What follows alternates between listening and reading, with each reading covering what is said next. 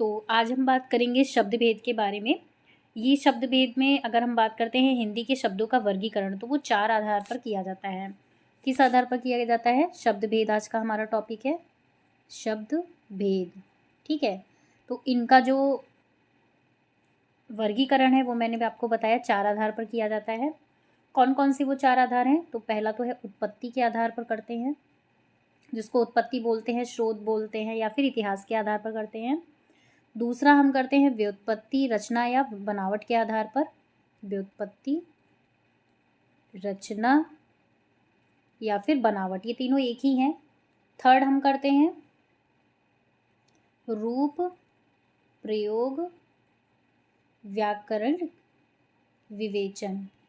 ठीक है, व्याकरणिक विवेचन। चौथा करते हैं हम अर्थ के आधार पर। ठीक है, तो ये 4 टाइप हमारे हो गए जिनके आधार पर हम शब्द के भेद का वर्गीकरण करते हैं। तो सबसे पहले पढ़ते हैं हम स्रोत यानी इतिहास के आधार पर। तो सबसे पहला हमारा क्या है? स्रोत या फिर इतिहास के आधार पर। तो इसमें कौन कौन से आते हैं? इसमें हमारे आते हैं 5 प्रकार के आते हैं। 5 प्रकार के होते हैं स्रोत यानी इतिहास के आधार पर। देखिए, कभी कभी ये डायरेक्ट संख्या ही पूछता है, ये नहीं पूछता है कौन कौन से होते हैं, कैसे होते हैं। डायरेक्ट पूछेगा हिंदी में शब्दों का वर्गीकरण कितने आधार पर करते हैं, तो 4 आधार पर करते हैं। 4 आधार पर मैंने आपको बता दिया। उसके बाद पूछेगा कि स्रोत यानी इतिहास के आधार पर कितने प्रकार के होते हैं, तो 5 प्रकार के होते हैं। कौन कौन से होते हैं? तो ये तत्सम होता है, तद्भव होता है, ठीक है। इसके बाद क्या होता है? देशज होता है, जिसको हम देसी भी बोलते हैं। और चौथा होता है हमारा विदेशज। चौथा है हमारा विदेशज। इसके अलावा 5वां हमारा कौन सा है? ये जो विदेशज है हमारा चौथा। इसके बाद 5वां हमारा क्या है? विदेशज शब्द में क्या कहते हैं, वो अलग अलग भी आते हैं। ठीक है, जिनमें क्या होता है हमारा जैसे उर्दू है, फारसी, कुछ उर्दू है, फारसी है, अरबी है, इस टाइप के भी हमारे जो है वो आ जाते हैं। इसके अलावा अगर हम बात करते हैं जैसे उर्दू है और ये इस टाइप के। इसके अलावा जो 5वां टाइप हमारा ये कौन कौन सा होता है? ये संकर होते हैं। ठीक है, तो ये 5 टाइप के हमारे हो गए। कौन कौन से हो गए एक बार देख लेते हैं। तत्सम है, तद्भव है, देशज है, विदेशज है, और कौन सा है हमारा? संकर शब्द है। 5 टाइप हो गए ये कौन से थे हमारे? ये इतिहास के आधार पर थे। अगला भी इसके हम सिर्फ टाइप्स पढ़ते हैं, उसके बाद हम जानेंगे कि कौन से किस प्रकार से पहचाने जाते हैं। अगला देखते हैं हम कि जो इसमें पूछा गया है कि सेकंड की रचना या बनावट के आधार पर कितने होते हैं। तो रचना या फिर बनावट के आधार पर कौन कौन से होते हैं? तो ये 3 प्रकार के होते हैं। इस तरीके से भी आप पहचान सकते हैं। देखिए, रचना में 3 वर्ण आए हैं, 1 2 3। तो रचना के आधार पर 3 प्रकार के होंगे। कौन कौन से होंगे? रूढ़ हो गया, यौगिक हो गया और योग रूढ़ हो गया। ये टॉपिक मैंने शॉर्ट में कराया हुआ है, आप इसको देख लीजिएगा। तो ये रचना के आधार पर 3 हो गए। अगला देखते हैं थर्ड कौन सा है? रूप यानी प्रयोग के आधार पर। रूप या फिर प्रयोग के आधार पर। तो इसमें कितने प्रकार के हो जाएंगे? ये 2 प्रकार के होते हैं। कौन कौन से होते हैं? देखिए, रूप में 2 दिए हुए हैं। तो रूप में कौन कौन से हैं? विकारी होता है और अविकारी होता है। ठीक है, तो ये 2 हमारे होते हैं। इसके अलावा हम बात करते हैं, अब हम बात करते हैं इसका जो चौथा टाइप है, तो वो कौन सा है? अर्थ के आधार पर है। तो अर्थ के आधार पर हमारे कितने होते हैं? वो 4 प्रकार होते हैं। अर्थ के आधार पर कौन कौन से होते हैं? एकार्थी होता है, एकार्थी होता है, अनेकार्थी होता है, समानार्थी होता है और विपरार्थक, जिसको हम विलोम शब्द बोलते हैं।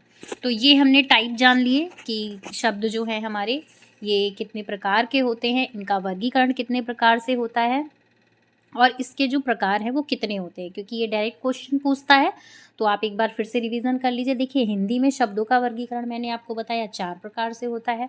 कौन कौन से होते हैं? उत्पत्ति के आधार पर होता है, व्युत्पत्ति यानी रचना बनावट के आधार पर होता है, तीसरा था हमारा रूप यानी प्रयोग के आधार पर था, और चौथा हमारा अर्थ के आधार पर था। अब हमने स्रोत के आधार पर जाना था, तो हमारे कितने प्रकार के थे? 5 प्रकार के थे। इसी प्रकार से हमने जाना था स्रोत के बाद में हमने कौन सा जाना था? हमने व्युत्पत्ति यानी रचना के आधार पर हमने जाना था, तो हमारे कितने प्रकार के थे? तो ये 3 प्रकार के थे। थर्ड हमने कौन सा जाना था कि हमारा प्रयोग के आधार पे कौन से थे?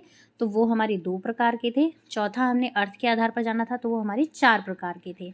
तो यहाँ से आपके नहीं ज़्यादा तो 5 से 6 क्वेश्चन आपके तैयार हो गए, क्योंकि यही क्वेश्चन डायरेक्ट कभी कभी दे देता है कि कितने होते हैं। ठीक है, तो अब हम बारी बारी जानेंगे कि किसको कैसे पहचानते हैं। तो पहला हमारा कौन सा था? पहला हमारा तत्सम शब्द था। ये किसका था? ये हमारा उत्पत्ति इसका इतिहास के आधार पर यानी स्रोत के आधार पर था। तो अब हम जानते हैं डिटेल से सीरियल वाइज कि कौन से कैसे पहचान। तो पहला है हमारा तत्सम।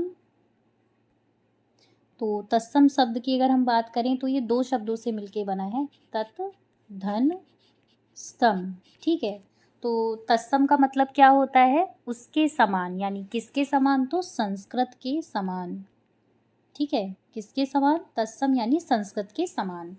बात करते हैं हिंदी के अनेक संस्कृत शब्द जो है वो सीधे आए हैं, यानी आज उसी रूप में प्रयोग किए जाते हैं जैसे कि संस्कृत में है। तो ज्यों का त्यों, संस्कृत के जो शब्द हैं वो ज्यों का त्यों ही यूज़ कर लिए जाते हैं, उसको ही हम तत्सम कहते हैं। एग्जाम्पल्स देखते हैं, जैसे क्या हो गया? अग्नि हो गया, अग्नि हो गया, इसके अलावा वायु हो गया, माता है, पिता है, आकाश है, सूर्य है, पुत्र है। तो इस प्रकार के जो हमारे शब्द हैं ये क्या करते हैं? ये संस्कृत के शब्द हैं, तो ये ज्यों का त्यों ही यूज़ होते हैं, इसलिए इनको हम तत्सम शब्द की श्रेणी में रखते हैं। अगला हमारा कौन सा है? तद्भव है। सेकंड हमारा कौन सा है? तद्भव है। तो तद्भव में, तद्भव की अगर हम बात करते हैं तो इसका संधि विच्छेद करते हैं, क्या होता है? तत् धन भव। इसका मीनिंग क्या होता है? यानी परिवर्तित होकर, यानी संस्कृत के जो शब्द हैं ये कुछ विकृत होकर क्या है वो यूज़ किए जाते हैं, वही हमारे क्या कहलाते हैं? तद्भव शब्द कहलाते हैं। एग्जाम्पल के तौर पे समझते हैं, जैसे प्राकृत हो गया, अपभ्रंश हो गया, पुरानी हिंदी से गुजरने के कारण ये बहुत ही जल्दी बदल गए, तो इनका जो विकृत रूप है वो अब के टाइम में यूज़ होता है, तो वो हमारे क्या होते हैं? तद्भव शब्द कहलाते हैं। बात करते हैं एग्जाम्पल के तौर पर, अगर हम समझते हैं तो देखिए जैसे संस्कृत का है, संस्कृत से ही लिए गए हैं, तो ये संस्कृत का हो गया, ये प्राकृत है और ये हिंदी का है। ठीक है, तो कैसे यूज़ हुए? जैसे मान लो संस्कृत का शब्द जो है ये उज्ज्वल है, संस्कृत का क्या है? ये उज्ज्वल है, दोनों आधे लगेंगे। ठीक है, उज्ज्वल है। प्राकृत में क्या हो गया? उज्जल हो गया, प्राकृत में क्या हो गया? ये उज्जल हो गया, 1 मिनट, उज्जल हो गया ये। ठीक है, और हिंदी में क्या यूज़ हो गया? उजला। ठीक है, तो इस तरीके से ये अब हिंदी में यूज़ होने लगे। तो इस तरीके से हम पहचानेंगे कि ये तद्भव जो शब्द हैं ऐसे होते हैं। जैसे कर्पूर है, संस्कृत का है, कपूर बोलेंगे तो वो प्राकृत का है, और कपूर आ जाएगा तो ये हिंदी का है। जैसे हस्त क्या है? हस्त हमारा संस्कृत का है, हथ क्या है? ये हमारा प्राकृत है, और हाथ क्या है? तो ये हिंदी का है, तो ये हमारा तद्भव हो जाएगा। ठीक है, अब थर्ड टाइप इसका कौन सा था जो हम समझेंगे? तो ये देशज हो जाएगा। ठीक है, देशज शब्द कौन कौन से होते हैं? तो देखिए देशज का अगर हम संधि विच्छेद करते हैं तो क्या होता है? देश धन ज, यानी कि इसका अर्थ होता है देश में जन्मना, मतलब जन्मा, यानी देश में जो जन्मते हैं ऐसे शब्द जो क्षेत्रीय भाषा के प्रभाव के कारण परिस्थिति व आवश्यकता अनुसार बनकर प्रचलित हो गए, तो ये क्या कहलाते हैं? ये देसी शब्द कहलाते हैं। जैसे हम बात करते हैं थैला हो गया, गड़बड़ हो गया, पेट हो गया, पकड़ी हो गया, लोटा हो गया, टांग हो गया, ठेठ हो गया, इस टाइप के जो शब्द होते हैं ये हमारे देशज कहलाते हैं, है ना। पगडंडी या गड़बड़ और इस टाइप के जो शब्द हैं हमारे, ये सब हमारे देशज हैं, यानी गांव के उससे प्रयोग किए जाते हैं, तो ये हमारे वही यूज़ हो गए। ठीक है, अगला टाइप हमारा आता है विदेशज में। विदेशज यानी विदेशी या फिर आगत इनको बोल सकते हैं। ठीक है, तो ये कौन से हैं? इसका हम अगर संधि विच्छेद करते हैं तो क्या होगा? विदेश धन जा।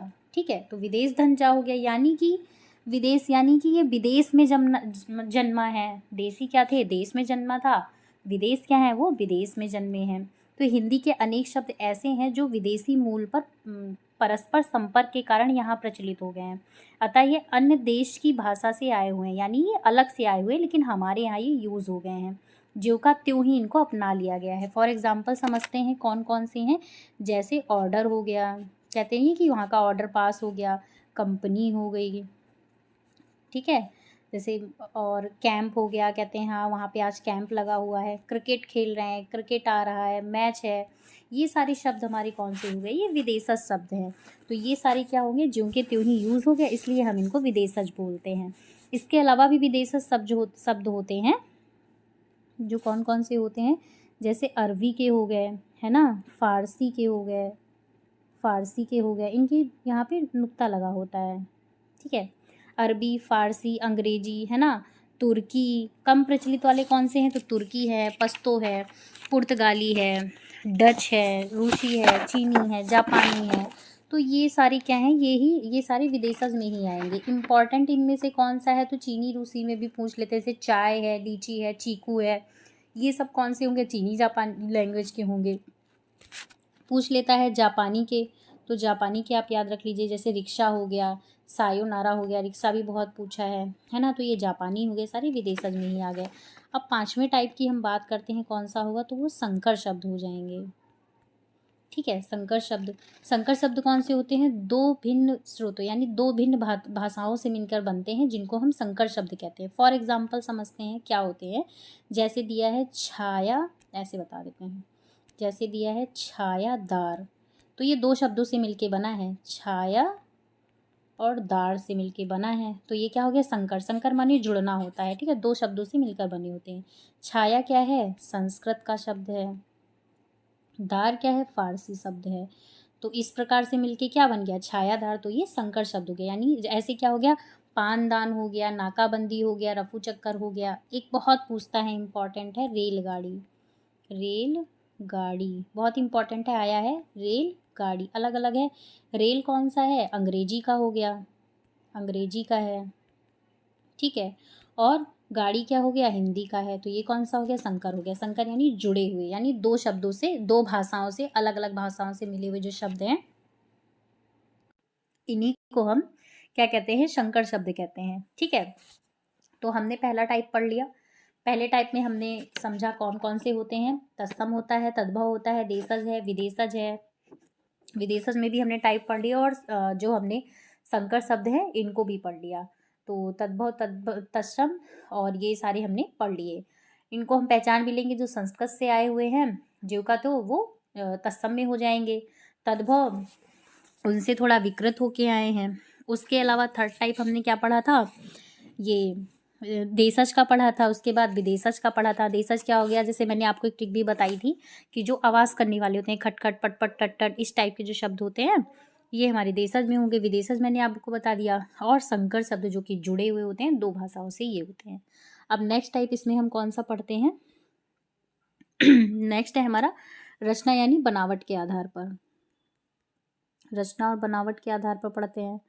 तो ये कौन कौन से थे हमारे, रूढ़ था, यौगिक था और योग रूढ़ था। रूढ़, यौगिक और योग रूढ़, ठीक है।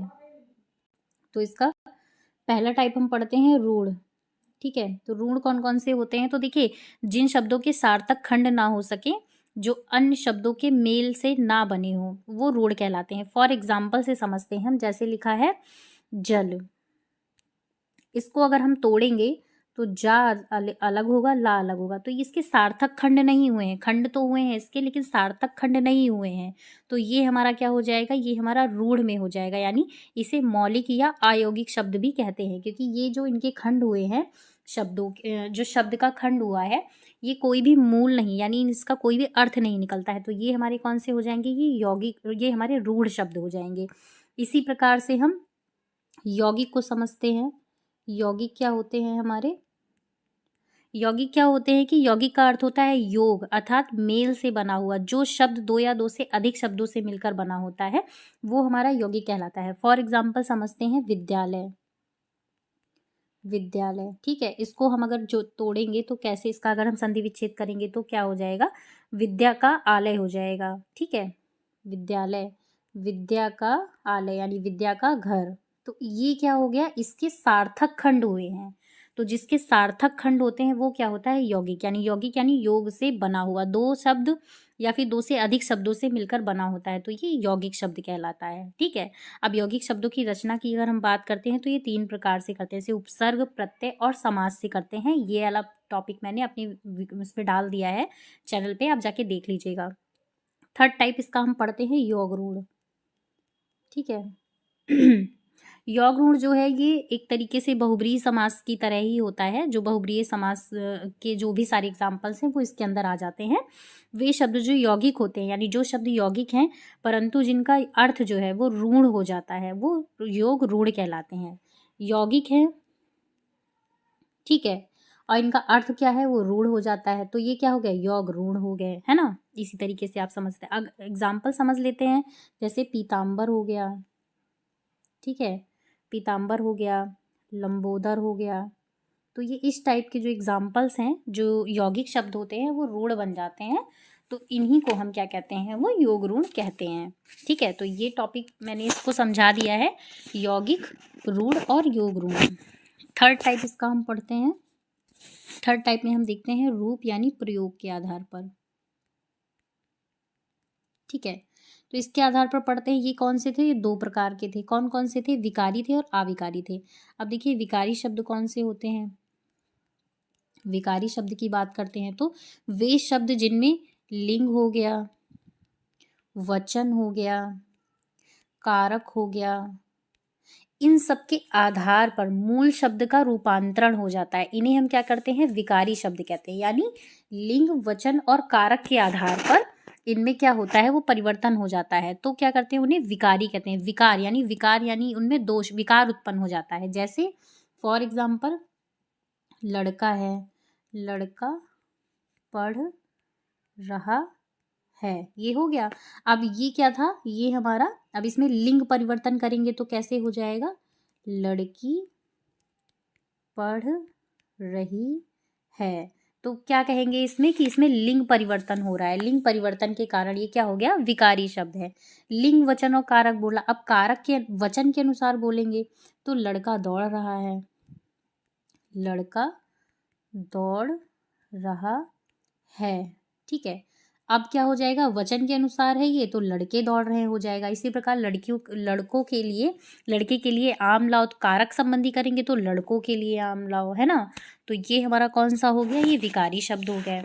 अब इसी के अलावा अगर हम पढ़ते हैं जो संज्ञा है, सर्वनाम है, विशेषण एवं क्रिया शब्द भी क्या होते हैं, ये भी हमारे विकारी शब्द के अंतर्गत आते हैं। बाकी संज्ञा, सर्वनाम, विशेषण, क्रिया, इन सब का जो है अलग से टॉपिक में बताऊंगी। बाकी विकारी शब्द का मैंने इसमें बता दिया है। अविकारी के बारे में पढ़ते हैं, तो अविकारी कौन से होते हैं, जिन शब्दों का प्रयोग क्या कहते हैं, मूल रूप से होता है, यानी लिंग, वचन और कारक के आधार पर इनमें कोई भी परिवर्तन नहीं होता है। विकारी शब्द का भी मैंने शॉर्ट वीडियो जो मैंने कराया है अवयव के बारे में, उसमें ही मैंने करवा दिया है, आप देख लीजिएगा। बाकी मैं बता देती हूँ, 4 टाइप के होते हैं। क्रिया विशेषण अवयव होता है, संबंध बोधक होता है, समुच्चय बोधक होता है और विस्मयादि बोधक होता है। ठीक है, अब चौथा टाइप इसका हम पढ़ते हैं, कौन सा होता है, अर्थ के आधार पर। चौथा हमारा कौन सा होता है, अर्थ के आधार पर। कौन कौन से होते हैं, 4 होते हैं। एकार्थी होता है, अनेकार्थी होता है, समानार्थी जिसको हम पर्यायवाची शब्द भी बोलते हैं, और विपरार्थक होता है जिसको हम विलोम शब्द भी बोलते हैं। तो पहला टाइप हम देखते हैं कौन सा था, एकार्थी। ठीक है, एकार्थी शब्द की बात पढ़ लेते हैं। जिन शब्दों का केवल एक ही अर्थ होता है वो एकार्थी कहलाते हैं। एक से ही, एक यानी एक ही अर्थ होगा। जैसे कि गंगा हो गया, जर्मन हो गया, राधा हो गया, ये क्या हो रहा है, ये एक ही का अर्थ प्रकट करते हैं। गंगा यानी गंगा नदी, गंगा नदी क्या है, एक ही है। यमुना नदी एक ही है, जर्मन एक ही है, तो वो एक का ही बोध कराते हैं। तो ये कौन से होंगे, एकार्थी शब्द होंगे। सेकंड हमारा कौन सा होता है, अनेकार्थी। अनेकार्थी होते हैं। तो अनेकार्थी कौन से होते हैं, जिन शब्दों के एक से अधिक अर्थ होते हैं वो अनेकार्थी होते हैं। जैसे हम बात करते हैं हार की, तो अगर हार की हम बात करते हैं तो एक तो गले में पहनने वाला हार होता है, एक पराजय वाला हार होता है। ठीक है, कर की बात करते हैं तो कर माने हाथ भी होता है, कर माने टैक्स भी होता है। ऐसे ही हम अगर कनक की बात करते हैं, आपने वो भी पढ़ा होगा, कनक कनकते सौगुनी मादकता दिखाए, है ना। तो एक सोना भी होता है और एक क्या होता है, धतूरा भी होता है। तो ये अनेकार्थी शब्द हैं, यानी इनके एक से अधिक भी अर्थ होते हैं। अब बात करते हैं समानार्थी या फिर पर्यायवाची शब्द की। समानार्थी या फिर पर्यायवाची शब्द की बात करते हैं। ठीक है, तो इनमें कौन सा हो जाएगा, जैसे हिंदी भाषा के अनेक शब्द ऐसे होते हैं जो समान अर्थ प्रकट करते हैं, यानी उन्हें समानार्थी या पर्यायवाची शब्द भी कहते हैं। जैसे आकाश हो गया, ठीक है, तो ये समानार्थी इसके कौन हो जाएंगे, या फिर हम पर्यायवाची कहें तो आकाश का नभ भी होता है, गगन भी होता है, आसमान भी होता है। इसी प्रकार से अगर हम सूर्य की बात करते हैं तो सूर्य का भी कौन सा होता है, भानु होता है, भास्कर होता है, रवि होता है। फूल की बात करते हैं तो फूल भी क्या होता है, ये पुष्प है, सुमन है, प्रसून है, ये हो जाएगा। तो ये समानार्थी और पर्यायवाची शब्द होते हैं। किसके टाइप है? तो चौथा टाइप हम कौन सा पढ़ते हैं, ये विलोम शब्द होते हैं, जो कि ये विलोम भी इनको बोलते हैं। ठीक है, तो ये विपरीत होते हैं।